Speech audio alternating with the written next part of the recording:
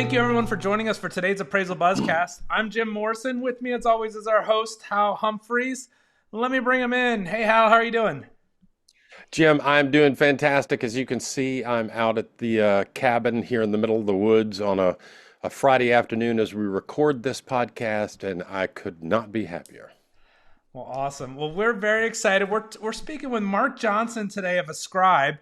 Let me bring him in. He's the president of Ascribe. Hey, Mark.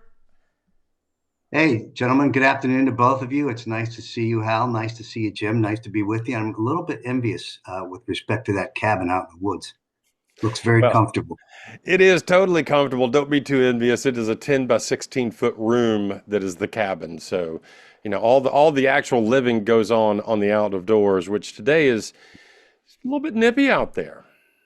Yeah. Hey, so before we get started, I understand you just got back from Scotland. We went to the UK and Ireland. Okay, Ireland. I just got back from Scotland and Ireland. So, oh, nice. Phenomenal. Yeah. I actually had the chance, and this will be on a podcast later on, to interview a valuer while I was in Ireland. We were staying with a friend of ours at her manor house on a 600-acre farm in the middle of County Tipperary, and this valuer came out, and he had actually done an appraisal on the property for inheritance purposes, and we talked about how do you appraise something that's been around. The original deed was on the wall, dated 1620. Yeah. Fantastic. Yeah. In kind of a similar fashion, we went to a friend's wedding in a castle that was 800 years old. Yeah, it's crazy. Absolutely crazy. Yeah. Well, good for you. Mark, thank you so much for being here with us today. It's always a pleasure to, some of our audience may remember you from you and your band leading the Appraisers Got Talent contest at Val Expo. For those that didn't get to see that performance, tell us about yourself and how you got into this business, kind of your history in the business. Sure, I'd be happy to. Hey, I think if you don't mind me taking a 30-second detour, that Val Expo was so fun. And for those who weren't there, I would remind you that this happened in the fall of 2021. And so it was just as COVID was dying down a little bit. And I know it's the first conference I went to subsequent to COVID. And I was talking to Joan and Karen, and they said, Mark, do you have any crazy ideas? Which I do tend to have some, periodically. And so I said, well, Joan, there's probably a few things we could do, but I saw some karaoke kind of thing you did online. What if we did this Appraisers Got Talent? And we talked about it. We ended up soliciting the attendees, and we had about 15 people join us. And I said, just tell me the song, tell me the key, tell me the instrument, and we'll be ready. And so it ended up being great. And some of our mutual friends out there, Danny Regalado, I don't know if you know him, but Danny on the saxophone. Unbelievable on the sax. He walked in and played one song. I said, Danny, why don't you just play the whole set? I mean, you've certainly got the talent, you got the ear, so just nailed it. And Kennan over there at Clear Capital, really talented singer, guitar player, so we enjoyed him. But I think the thing that threw me for a curve is John Holbrook called me. John and I are great friends. Everybody knows John. And John said, Mark, I'd like to play the drums on Jump, Van Halen's Jump. And I said, John, you can't do that. It's too big. No offense. And the bridge is complicated, et cetera, et cetera. He says, no, Mark, put me in, kind of dad, put me in. So we did. And I had to say, John just nailed it. Just absolutely nailed it. So super fun. I think it was a great way for the industry to get back together. So I commend all of you with Val Expo and Appraisal Buzz and everybody for getting it coordinated. Yeah, it's good stuff. Well, tell us about your experience in this industry for those that might not know who you are. Sure. I certainly nobody knows the Ascribe name today, but hopefully you will tomorrow. I've been around in the industry for, it's embarrassing to say, probably almost 40 years. I was there as FIREA was being contemplated and rolled out. I kind of, though, Hal, came in through the side door. I wasn't an appraiser. I'm not an appraiser. But out of college, me and a few buddies started a real estate information company. What does that mean? Well, we would collect data, and at that time, we sold it primarily to savings and loans. And the data sometimes was environmental data, some flood data, but the thing that would be maybe interesting to this audience is there was property tax data. And as you know, property taxes are correlated with assessments, and assessments are correlated with appraisals. And so it wasn't our primary focus, but we did get a lot of inquiries from folks saying, hey, I think my property tax assessment is too high. Can you interact with me, the appraiser, the appraisal, and see if we can go down and negotiate with the county or whoever the local assessor is? And so that was the beginning of my, let's say, career associated with valuations. So me and my buddies ran that company for 15 years and sold it to Fidelity National.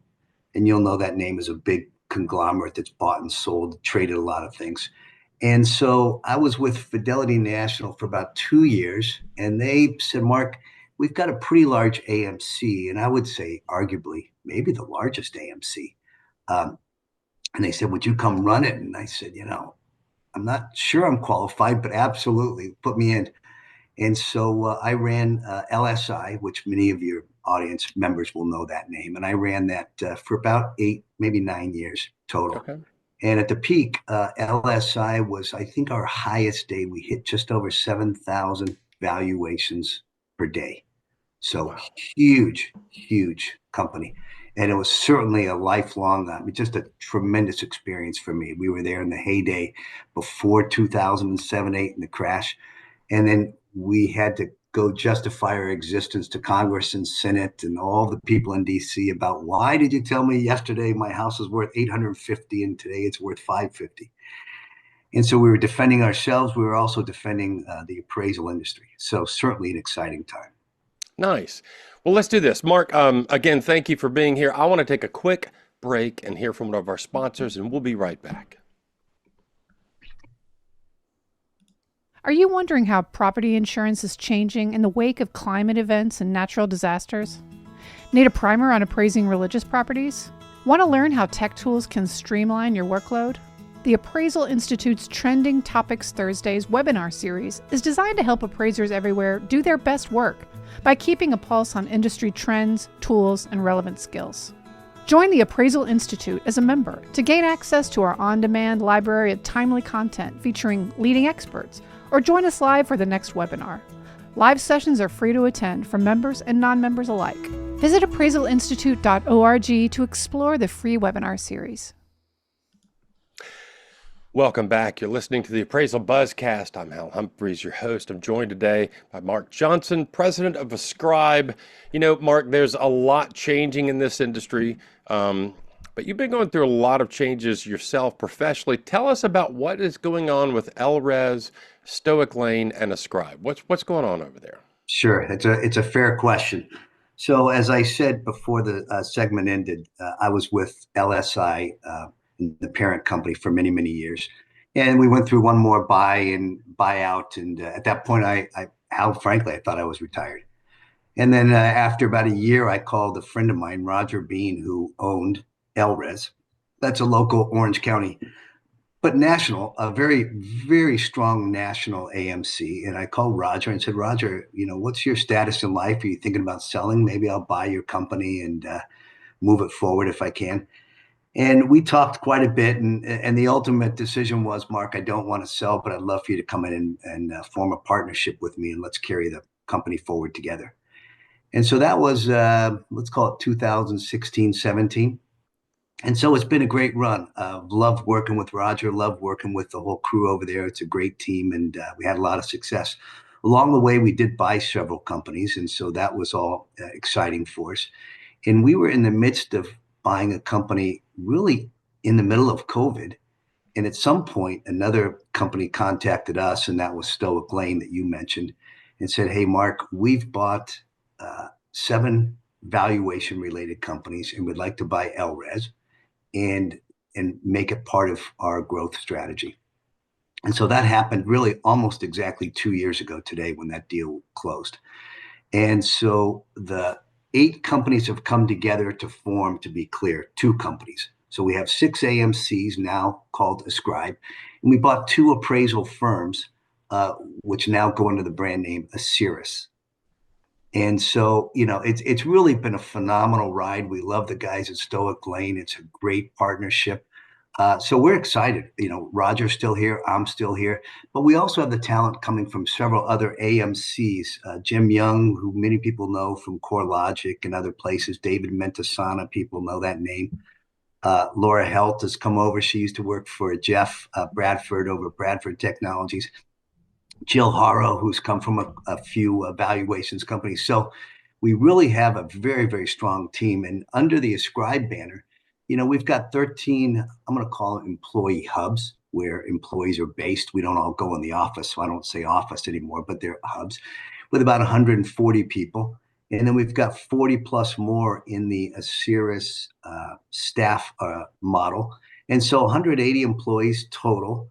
And we're processing just thousands and thousands of appraisals. We also generate probably 20 to 30,000 inspections per month. So it really is an exciting company, an exciting time. I'm so fortunate, they've asked me to stay on. And a lot of times in these mergers, they don't. But B, they've also asked me to stay on and be the president of the combined 6 AMCs. So it's a very exciting time for me and for the whole company. Okay, good. You've been around for a minute. Things have changed over the years.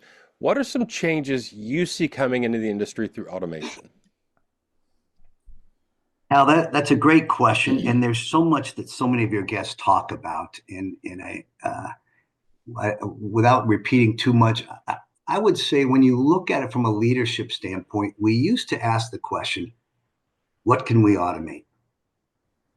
And now I think the question is flipped to the point we say, what can't we automate? Technology is moving at such a rapid speed. And of course, we all talk about AI and the benefits potentially of AI, that you have to challenge yourself with why are we doing anything in a manual fashion? Not that there shouldn't be some, but what can't we automate? So I would say start at the highest levels in that sense. And when I look at it, Hal, I think there's really three legs of this stool. And I say legs being from a very macro position. Number one is the data collection and management. And when you really say that, what do you mean by that? I think of AVMs, the output of AVMs. And AVMs have been a viable part of our industry for me, for the appraiser, and for the lender, for say 25 years. But AVMs have basically been built on a ton of data, and then the homogeneous nature of the data that's been collected. But now the AVM providers are getting very smart. They're saying, hey, we can actually go out and provide values for waterfront homes, those exception kind of places. We can provide values for disparate areas and exceptions, whether it's a geodesic dome. And so all of that is just expanding quickly. And then you throw on the layers of AI behind that, it's huge. So that's one big level. The second thing is the inspection itself. And we've got great inspection tools coming out. And I think we're all watching the speed and quality of the AI associated with those inspections. And it's really a marvel how much we can do. The one thing I would say, Hal, that I would challenge the industry on that we haven't done much of or haven't explored enough in the inspection world is, what about drones? Can we use drones for inspections? And people say, Mark, maybe it's easier to send a guy out there and inspect it. But what about the floods? What about the hurricanes? What about those places we can't easily send an inspector? Hurricane Maria, I think that's what it was, in 2017, just demolished Puerto Rico. And they had down power lines on their highways for miles. And you couldn't get to those places literally for months and months and months. So can we explore drones and the usefulness in our industry? I think absolutely. We're certainly seeing, not to turn dark on this conversation, but we're certainly seeing the capabilities across the world, in Ukraine, Russia, and in the Middle East, the capabilities of these. So let's use them for something good. And I think we could apply them in our own industry.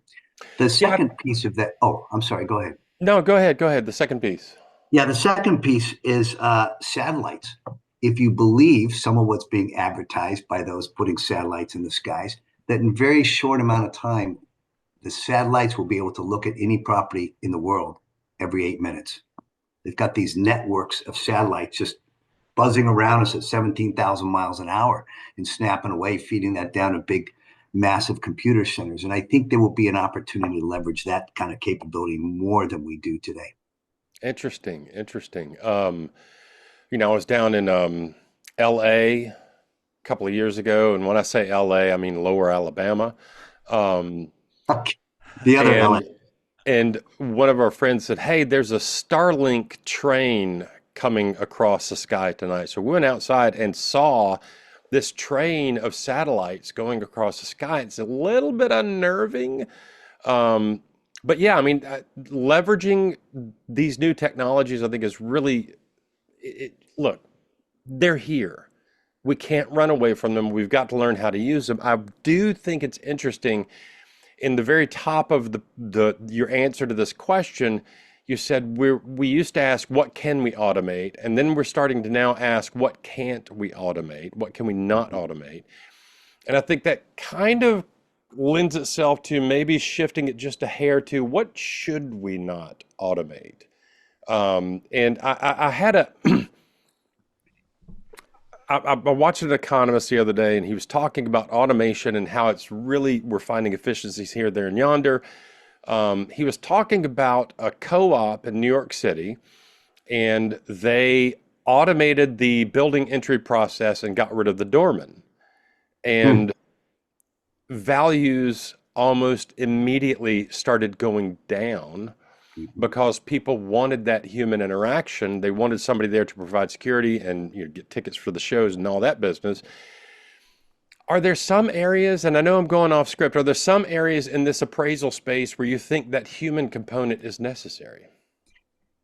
Well, I think it's a great question. I think really you answered it. It's really the communication between two individuals that cannot be easily replaced by automation. There's a lot of functions we do in the appraisal and appraisal management company space that can be automated. It's not yet automated, but we're all still looking for that person that when we need to pick up the phone and call them, that they can help us. Because as much as we talk about AI and the advances that are happening, and they are happening and happening quickly, there is that lack of, let's say, true understanding. As you and I get on the phone here, we can go back and forth and change our stories and what we're about to say and how we're about to say it based on the comments of the other. And AI is not there, and maybe it'll be there someday, but probably not. Yeah, probably not. So it's certainly the human interaction. I would also say that it's going to be a long time. I'm telling you one story about the AVMs and the exceptional quality that they're producing these days for exception properties. But, I've got a house down the street where the guy's got a 7-car garage underneath, and it's literally subterranean, but we're near the water. So it's below sea level with a plate down there, that spins the cars around. And so you say, well, how do you truly appraise that house? I think it'd be a long time or never before AI could touch a house like that. And there's a lot of those. So I'm saying that AI is expanding and AVMs are expanding to give you more data for more types of properties, but there's still a tremendous volume of exceptions. Yeah, no doubt. All right, well, hey, let's do this. I'm going to take a quick break. We'll hear from one of our sponsors, and we will be right back. LIA Administrators and Insurance Services, serving valuation professionals since 1978. We provide E&O insurance with a commitment to superior customer service, outstanding liability education, and unmatched claim defense, benefiting over 10,000 real estate professionals nationwide. Explore our exclusive appraiser liability education by Peter Christensen and cost-effective seminars designed to foster your growth. Our underwriters, with an average of 26 years of experience each, are dedicated to supporting appraisers. Visit liability.com to discover how LIA can safeguard your business. Welcome back. You're listening to the Appraisal Buzzcast. I'm Hal Humphreys, your host. I've got Mark Johnson here, president of Ascribe, with us today. We've been having a really interesting conversation so far about automation and those kind of things. I want to pivot just a little bit, Mark. In addition to all the changes we've been talking about in our industry, look, I mean, let's just face it. The earth is seeing a lot of changes.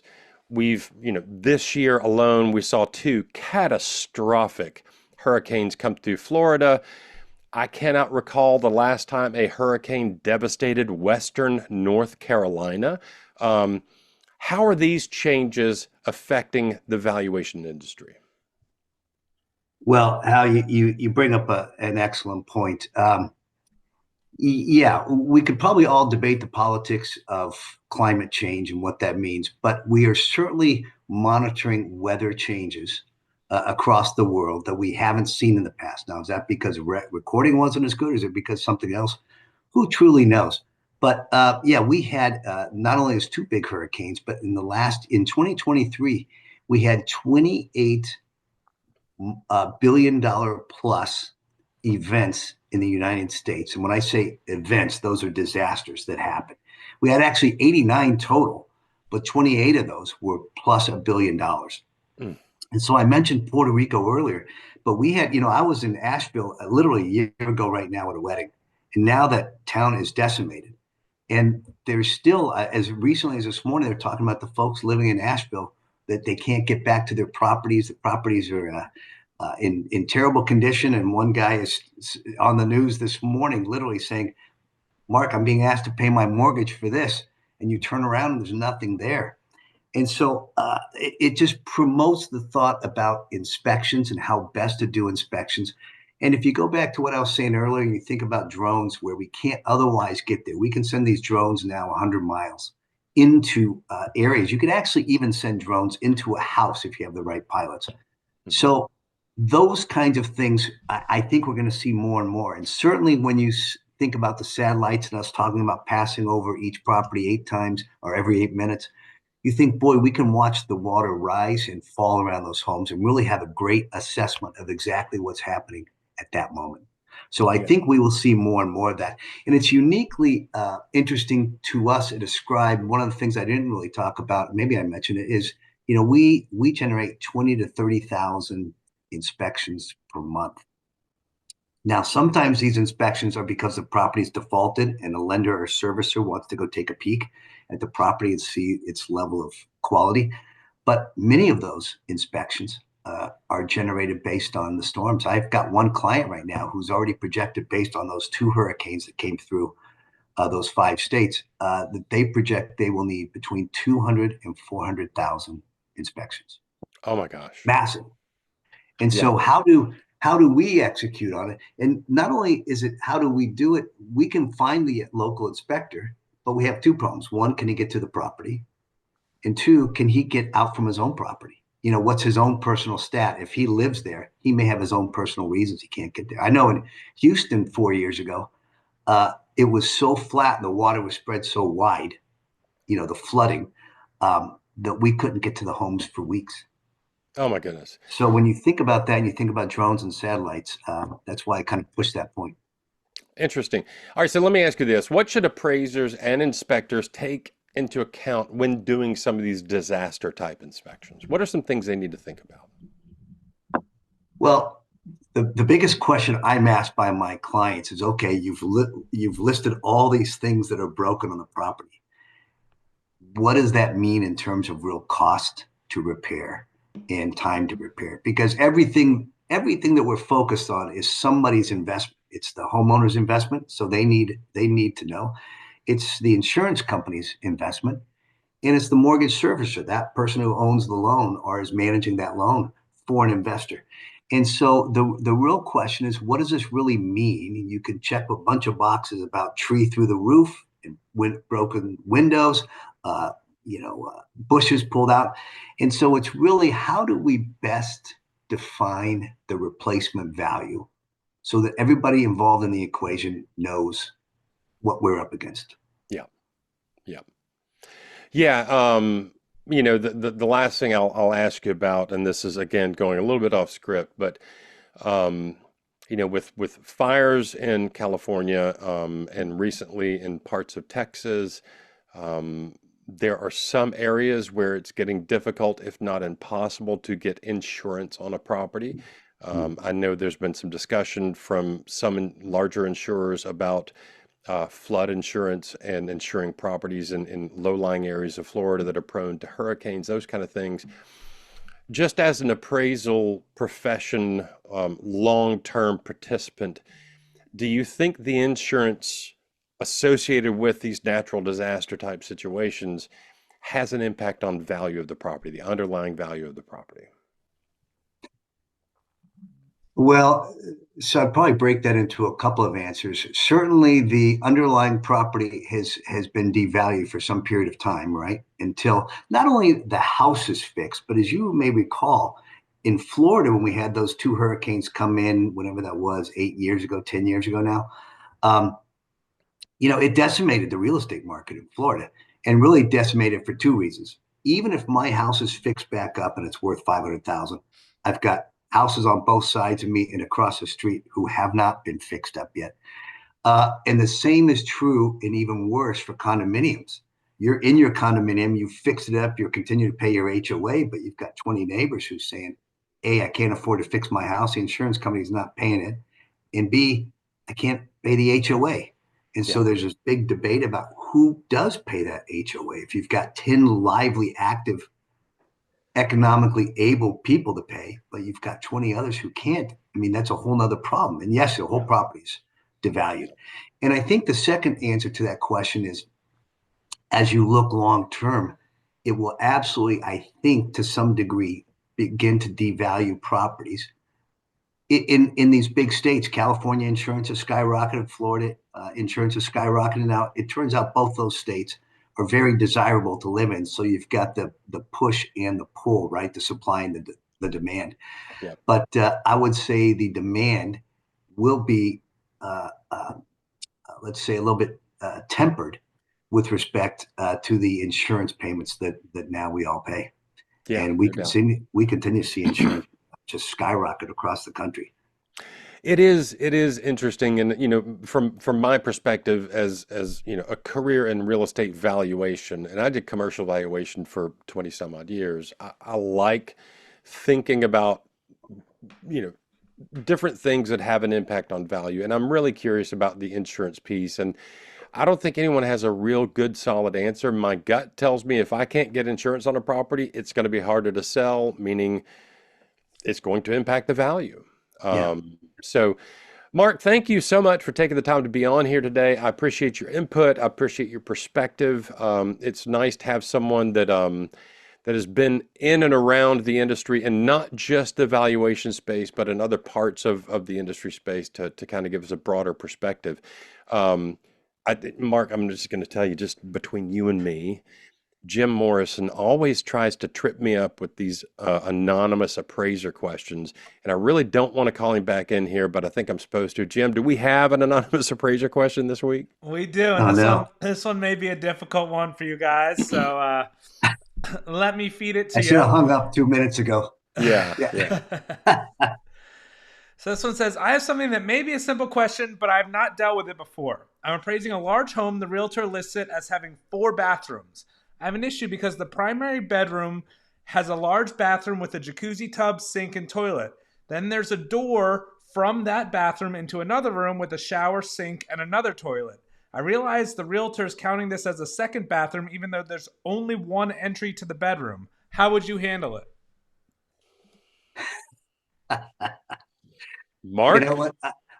Listen, I want to tell you both a story. I had at one point at LSI 120 staff appraisers, and we would get these kind of questions in, and it'd be so funny. We got into the habit of lobbing this into the community of appraisers, and it always came back with the same answer. We'd get this, we'd get this, we'd get this, we'd get this, and then the final answer would be, it depends. Yeah. And there's a lot of reason it depends. It doesn't mean these guys are stepping away from committing to an answer. But when I hear that, I think I know that there are appraisers I know who would absolutely tell you that's 2 bathrooms. They're segmented. They got doors. They got this. They got the other thing. And then my knee jerk is if I walk in there and there's only one way to get into that bathroom and it's through the master bedroom. I don't know why they put a door there. I don't know why they have 2 sinks, but many master bedrooms have 2 sinks. Many master bedrooms have two toilets. They've got double this and double that, one in his and hers, and maybe there's a privacy issue. On the surface, that's what it sounds like to me, and that's the way I would go based on what I know. But Probably depends on what else is in that file. I mean, I would tend to agree with you, Mark. If it walks like a duck and quacks like a duck, it's probably a duck. And in my estimation, looking at this, if I've got to go into the primary bedroom and there's one door into the bathroom suite, and there just happens to be a partition between basically three fixtures and three fixtures, I'm going to call that the primary ensuite bathroom facility. I would consider it one bathroom personally.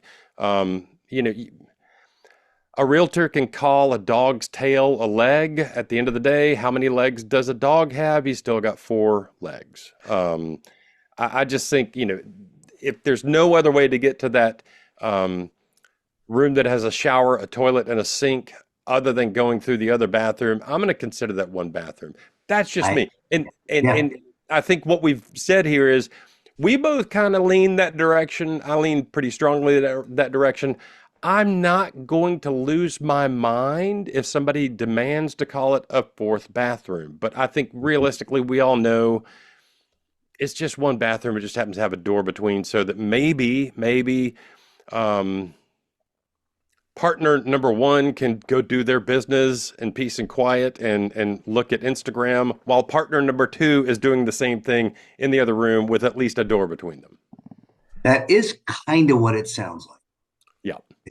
Yeah. Jim, have we muddied the waters enough for you on that one? Yeah, I think so. And if any of our listeners have a different opinion, you can reach out below, put it in the comments section. Let us know what you think.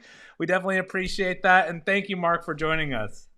Hey, listen, you guys, it's always a pleasure to be with both of you. So thank you for having me on here. So I don't know if this is precedent setting, but I'd like to leave you guys with a question. So what your audience may not know, Hal, is that you're a pilot, and they may not know that you're in Nashville. And I'm going to challenge you. My older brother is a pilot in Nashville, and he is an aerobatic pilot. So he's one of those guys that goes to air shows and does all that crazy stuff. Loops, flips, rolls. And I'm going to challenge you. I'll make the introduction, and then I'll challenge you to see if you go up on the plane with him. I will definitely take you up on that introduction and opportunity to get up in a plane. And if he doesn't do an absolutely perfect Shondell, I'm going to call you back and say he's not really that good a pilot. Hey, he's not that good. He is on the U.S. aerobatic team, but I'll tell him that he's got to get that Shondell perfected. I love it. I'm looking forward to it. Mark, thank you again for taking the time to be here. Jim Morrison, do we have anything else we need to cover today? I want to make sure that we're recording that, your facial expressions as we're going upside down and flipping around, and we're going to publish that as a Buzzcast. If we get this worked out, I will get one of the GoPros on the dash right in front of me, and we'll see me. You know, there may be a spot where I'm throwing up at the camera that we'll have to edit out, but it'll be fine. Perfect. Hey, gentlemen, thank you so much. Thank you. Thanks, Mark. And if we have nothing else for Jim Morrison and Mark Johnson, I'm Hal Humphreys, and that is your Appraisal Buzzcast for this week.